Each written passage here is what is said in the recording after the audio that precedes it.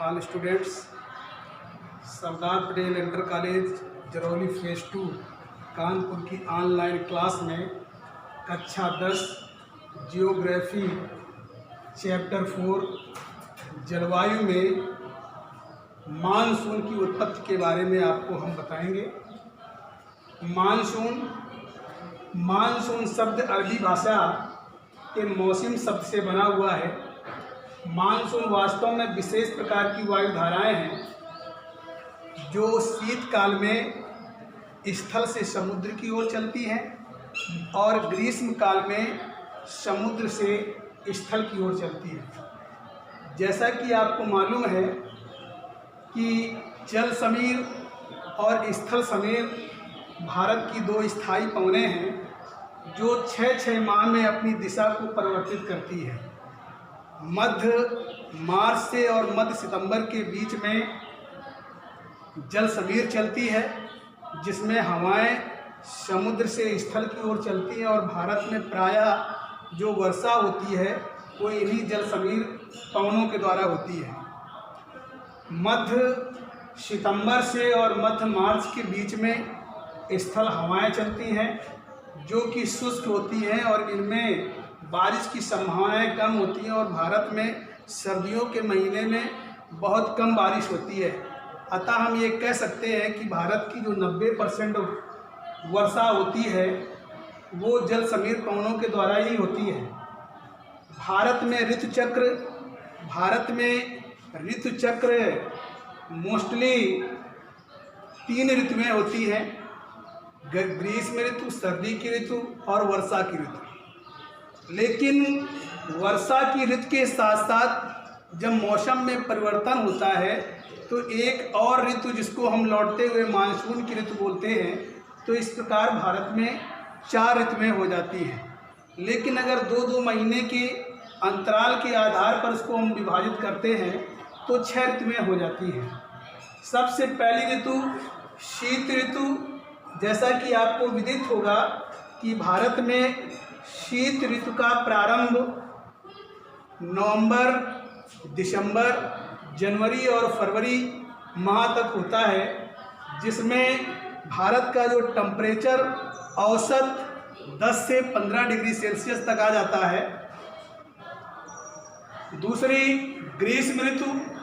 ग्रीष्म ऋतु की जो शुरुआत होती है वो मोस्टली मध्य मार्च से लेकर के और मध्य जून तक ग्रीष्म ऋतु होती है, जिसमें टेम्परेचर बहुत अधिक हो जाता है। और इस समय प्राय आप देख रहे होंगे कि पश्चिमी भारत या मध्य भारत में टेम्परेचर 45, 46 या 47 डिग्री तक हो जाता है और अधिकतम 50 डिग्री से भी अधिक हो जाता है। और इसी समय बारिश की प्रक्रिया भी प्रारंभ हो जाती है। इसके बाद आती है वर्षा ऋतु जो मध्य जून से लेकर के और मध्य सितंबर तक। प्रायः आपको मालूम है कि अपने यहाँ जो वर्षा की ऋतु की शुरुआत होती है वो 1 जून को सबसे पहले केरल के तट पर मानसून की दस्तक होती है।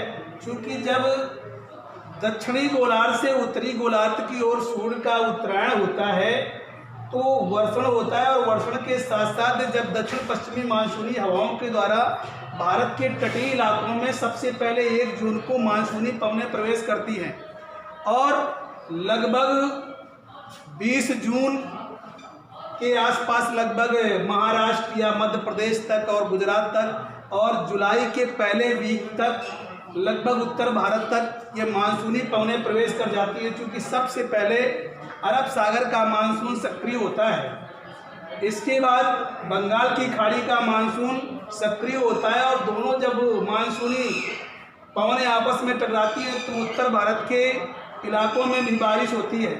लेकिन इसके बाद जब मध्य सितंबर तक हवाओं का रुख जब स्थल से समुद्र की ओर हो जाता है तो ये मानसूनी पवनें सागर की ओर लौटना प्रारंभ कर देती हैं, और लौटते हुए जब सागर की पवनें जब सागर की ओर लौटती हैं तो समुद्री इलाकों में निम्न वायुदाब के केंद्र से उच्च वायुदाब में होता है तो पुनः ये मानसूनी पवनें वाष्पित हो जाती हैं और ये दक्षिण की ओर टर्न करती है, जिससे लौटते हुए मानसूनी पवनों से कर्नाटका, आंध्रा या तमिलनाडु, केरला में भीषण बारिश होती है। और जो कि साउथ के जो हमारे इलाके हैं, तमिलनाडु या केरला या आंध्रा, कर्नाटका, इनमें सर्दियों में अधिक बारिश होती है। प्रायः अब ग्लोब के आधार पर जब भारत की स्थिति को हम देखते हैं तो भारत में वर्षा का असमान वितरण पाया जाता है। भारत में बहुत सारे इलाके ऐसे हैं जहां पर संसार में सबसे अधिक बारिश होती है, लेकिन जैसे जैसे समुद्र से दूरी बढ़ती चली जाती है और मध्य के इलाके में हम जाते हैं तो बहुत सारे इलाके ऐसे होते हैं जहां पर पूरे वर्षा के काल में भी वर्षा नहीं पहुंच पाती है, तो वो स्थान सूखाग्रस्त या शुष्क रहते हैं। चूँकि ग्लोब की स्थिति के आधार पर हम देखते हैं कि अब वर्षा या मानसूनी ऋतु में प्रायः जो मानसूनी पवनों की घटनाएं घटित होती हैं वो अरब सागरीय मानसून की दशाओं से और बंगाल की खाड़ी की मानसूनी की दशाओं से। अरब सागर से जब मानसूनी पवनें दक्षिण पश्चिमी सिचुएशन के आधार पर जब भारत में प्रवेश करती हैं तो इनकी दो स्थितियां हो जाती हैं। एक, पाल घाट या भोर घाट से टकराकर ये अरब सागर से मानसूनी पवनें दक्षिण की ओर टर्न कर जाती हैं, जिसके कारण भारत के पश्चिमी तटीय इलाकों में ये भीषण बारिश करती हैं, जिनमें गुजरात से लेकर के और केरला तक के तटीय इलाकों में भीषण बारिश होती है। और एक शाखा अरावली पर्वत के समानांतर होते हुए उत्तर भारत की ओर हिमालयी क्षेत्रों की ओर बढ़ती चली जाती है, जिससे दिल्ली और इससे आकर के और हिमालय के जो उत्तराखंड या हिमाचल प्रदेश, यहाँ पर जब पुनः ये आर्द्रता ग्रहण कर लेती है तो भीषण बारिश होती है। इधर पाल घाट और भोर घाट के दूसरे जो इलाके पड़ते हैं ये वृक्ष छाया प्रदेश के अंतर्गत आते हैं, जिनसे यहाँ मानसूनी पवनें प्रवेश नहीं कर पाती हैं और महाराष्ट्र या विदर्भ का क्षेत्र सूखाग्रस्त रहता है। तटीय इलाकों की अपेक्षा दूर के जो महाराष्ट्र के इलाके हैं वहाँ पर बारिश की संभावनाएं कम होती चली जाती है और जिसके कारण पूरे वर्षा काल में भी यहाँ पर सूखे की स्थिति हो जाती है और कभी कभी बारिश भी बहुत अधिक होती है। दूसरा है बंगाल की खाड़ी का मानसून। बंगाल की खाड़ी का मानसून जब भारत में प्रवेश करता है तो इसकी भी दो शाखाएं हो जाती हैं।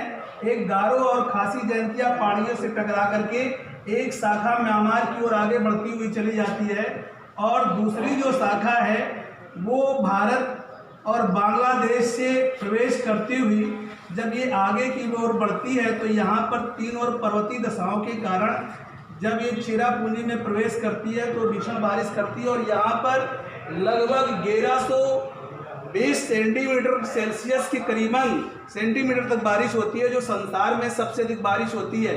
और जब ये मानसूनी पवनें हल्की होती हैं तो ऊपर उठते हुए ये आगे की ओर बढ़ती चली जाती है। जब ये हिमालयी क्षेत्र में पहुंचती है तो आर्द्रता ग्रहण करके बारिश करती हैं, लेकिन इधर पश्चिम बंगाल और बिहार होते हुए जब ये आगे बढ़ती हैं तो इन पवनों में आर्द्रता की कमी कम हो जाती है और ये शुष्क हो जाती हैं और राजस्थान पहुंचते पहुंचते इनमें बारिश की मात्रा एकदम समाप्त हो जाती है, जिससे राजस्थान भी इन मानसूनी पवनों से वर्षा ग्रहण नहीं कर पाता है। और अरब सागर से भी अरावली पहाड़ियों के समानांतर जब दूसरी ओर टर्न नहीं कर पाती तो इनसे भी वर्षा प्राप्त नहीं कर पाता है, इसलिए पूरे वर्ष सूखा एवं शुष्क रहता है। भारत में जो हमारे पश्चिमी इलाके हैं, खासकर पंजाब, हरियाणा, राजस्थान या गुजरात का कच्छ का क्षेत्र जहाँ पर बारिश कम होती है, और जो हमारे पूर्वोत्तर इलाके हैं जिनमें आपका सिक्किम, मेघालय, अरुणाचल प्रदेश, असम, मिजोरम, मणिपुर, यहाँ पर बारिश बहुत अधिक होती है। लगभग वर्ष के 8 महीने तक वर्षा होती है। और इसके अलावा भारत के जो तटीय इलाके समुद्र से लगे हुए हैं वहाँ पर भी बारिश की मात्रा बहुत अधिक होती है, लेकिन जैसे जैसे समुद्र से दूरी बढ़ती चली जाती है वर्षा की मात्रा कम होती चली जाती है। धन्यवाद। आगे